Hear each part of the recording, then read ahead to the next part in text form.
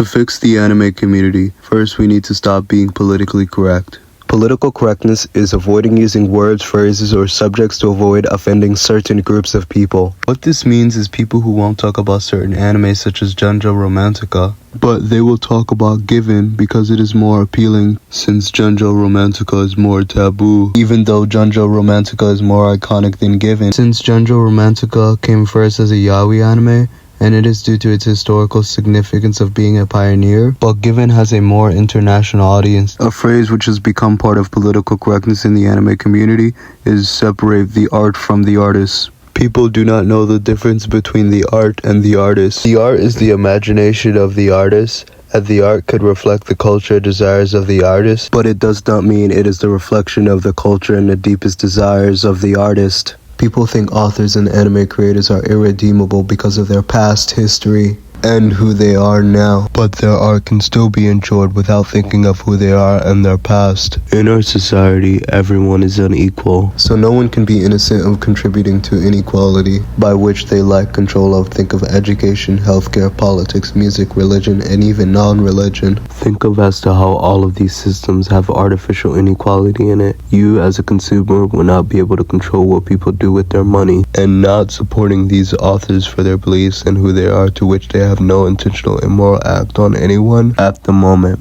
or there is not any way to know if they are continually harming anyone intentionally. As to what specific words align with political correctness, well, there aren't any words which I know which are offensive online and in real life in the anime community across nearly every sector, so I cannot think of any specific words. So comment down below if you know any words which are offensive online and in real life. Second is an anti-fan bias. An anti-fan bias is defined as a prejudice which is a negative or a positive tendency to view and treat people who belong to a certain fan base or associated with an art or an idea in an unfair manner. An example would be people who mistreat fans of anime just for being an anime fan, belonging to the culture of art and the ideas surrounding it. The ideas surrounding being a fan or liking anime would be stereotypes of being unintelligent, low energy, awkward, and overweight, and a perceived unhealthy interest in Japanese culture and the connections people make of the art. For example, fans of action are stereotyped as male, masculine, aggressive, and competitive. Fans of romance are stereotyped as female, feminine, gentle, and emotionally vulnerable. Fans of drama are stereotyped as emotionally sensitive and invested in fictional trauma. Fans of adventure are stereotyped as patient and a reality escapist. Fans of mystery are stereotyped as ruminating detectives.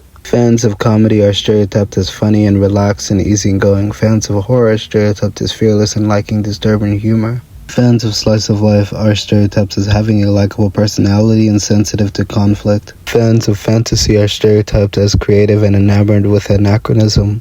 Fans of ecchi are stereotyped as perverts, or specifically voyeurs, expeditionists, and any other perverted ideas you can think of. Fans of lolicon and shotacon are stereotyped as pedophiles and weird. Lolicon is a genre of fictional media which focuses on young or young-looking girls, particularly in a sexually suggestive, erotic manner or romantic. It is often thought to be only sexual. Loli is a body type and a trope, and it doesn't exclusively refer to prepubescent characters. It can be characters who appear prepubescent but are older. Often loli characters are exaggeratedly cute, which is a sign it is a loli. It is usually a prerequisite to being a loli. One example of a loli is Tatsumaki, or Tornado in English, from One Punch Man.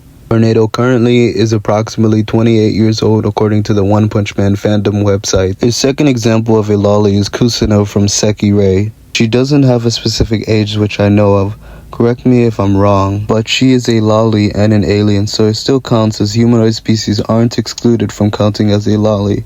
Shota is the opposite of a loli, but the same concept, except it is a young boy. I can't give examples of any Shota. Provide at least 2 Shota, so please comment down below if you know any. In the anime community, there is a consistent anti-fan bias against not only certain fan bases, but constantly viewing the anime fans of all genres through these stereotypes is not okay. And it is important to see beyond stereotypes. The problem aren't the stereotypes, the problem are the people who stereotype.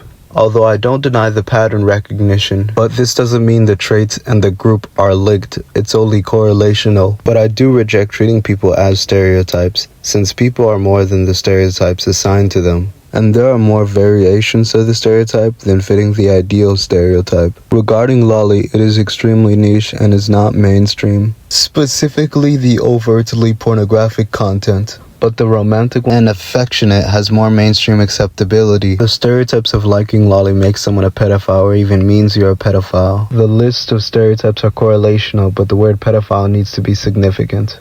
In the social context, it is not wrong to call it pedophilia. I would be more specific and call it fictional pedophilia. I just would not lessen the significance of the word to refer to fiction, because then it makes the word ambiguous, less serious, and less narrow. In the legal context, it is anything under the age of consent, which would usually just be charged as child sexual abuse, child pornography, and child prostitution, and under the age of consent of Romeo and Juliet laws. Socially, it is anything which appears underage in a wrongful manner. Technically, it is just an attraction to the prepubescent. Pedophilia is not just a disorder, it is a natural sexuality.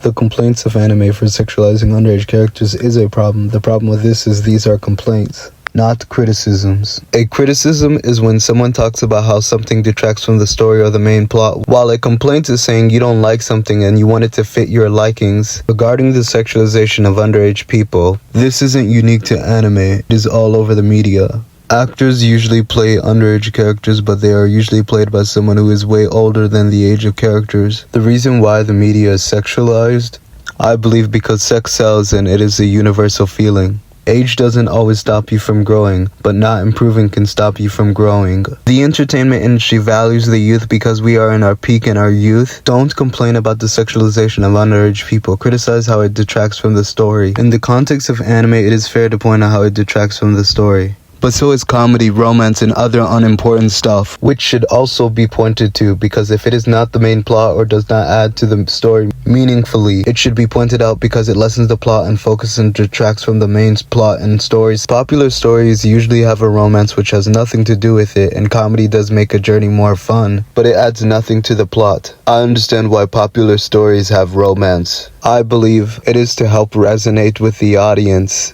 And it can also add character development, but romance is not needed to develop a character. My problem is when people believe you're a pedophile for liking the cartoon sexualization of underage people, just simply supporting it or being neutral. Fiction is amoral. Fiction does become moralized when it dictates what is right or wrong, or when it has an indirect or direct target on an individual with moral implications. An example of fiction becoming moralized is a comic telling people capitalism is the only acceptable economic system, or Green Day's song American Idiot, which criticized Americans for their fearfulness of their national security after September 11 of 2001. The song is moralizing because it implies not thinking as an American idiot is the moral standard to subscribe to as to what is right and wrong. Another example is artistically expressing someone's personal address and government identification. In the context of anime, art is not inherently political, but art is politicized when people believe art is moral, or they have an agenda. They are unable to separate fiction from material reality. They are able to separate fiction and material reality when it is convenient for them. These people are ruining art because there are certain things you only want in fiction, not because it is illegal, but because you only want it in fiction. Art is a mimicry of reality, but it is not the exact same mimicry of it. Art is not a living property as humans are in a society. It is a human creation which lacks the organic sustainability of a society. Societies are dynamic systems of people interacting, adopting, and evolving through shared behaviors and cultures. If you can separate fiction from material reality, you should know it is completely amoral to think about murdering someone.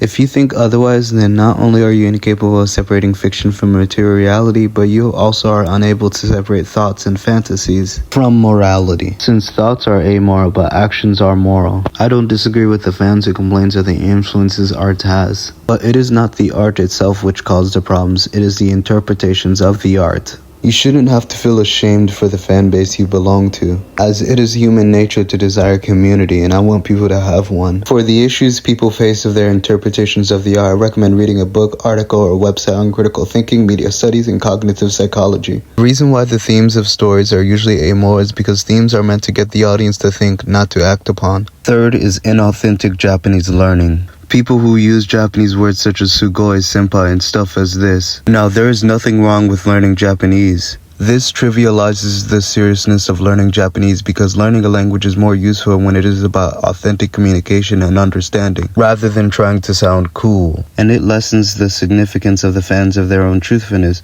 of their appearances. I understand people are more than their first impression, but first impression truly is everything. Fourth is not being up to date with old trends. This means not knowing and watching anime which people have watched, which are regarded as must-watches or classics. People do not need to be up to date with it. Let them be free from mistreatment from watching wherever they would want to start an adventure. Fifth is not being up to date with new trends. This means not watching contemporary anime which are new and upcoming. People are in their own journey, and as they mature they find stories which fit their likings and wherever they would want to be. Now, it is good to inform people of old and new anime because it increases open-mindedness, awareness, and community engagement. So I encourage people to keep informing everyone of old and new anime, but be respectful and don't view people as more or less, since it is not fair, since not everyone can or even want to watch these shows. 6 is double standards. The people who are into anime just for the trends or they think it is fashionably impressive are ruining the authenticity. Now, I am open to all people since identity is changing. And the people who pretend to be as passionate about anime just because they think anime is special. Anime was special when it was a uniquely Japanese art, but anime has universal themes which resonates with audiences. As long as it has those themes, it will resonate with people. 7th is the fetishization of Japanese culture. To fetishize is to treat it as an object. The problem with this is it distorts the thinking and nuances. Now, I can't know who is fetishizing Japanese culture, but if you think of Japan as an idealized image, it is far from it, and people want to be seen and treated as human. So do not put Japan to the highest level of glory, because it is far from it. It is complex and not as simple as it appears. Now, for those who want to be fetishized or are okay with it, I don't understand, so explain to me why you're accepting of it. 8th is critical thinking. If you dare to think outside the box and explain why an anime is not as good as it appears, or even want to understand the psychology and philosophy of something, people get offended. The pioneers of a genre are usually overrated, and the least spoken about is usually underrated. Just because an anime is popular, it doesn't make it perfect. I don't want everyone to be critical thinkers, but I want people who are ready to know the truth. There is no reason to get too attached to an anime, since there will always be something better, and part of growing is learning. 9th is judgmental fans, who judge people based on how much anime people have seen and know. We are all fans of the same thing. We should all be kind to one another, whether someone is a casual or a hardcore fan. I define a casual fan as someone who is into anime for a temporary time, while a hardcore fan is someone who is going to be a fan forever. 10th is conveniency. People who won't watch anime which is too long or too short. It doesn't matter how long it is about how amazing the journey is. It's not about finishing an anime quickly, but to take your time and genuinely be passionate about it. Please comment below if you have anything extra to add to my commentary.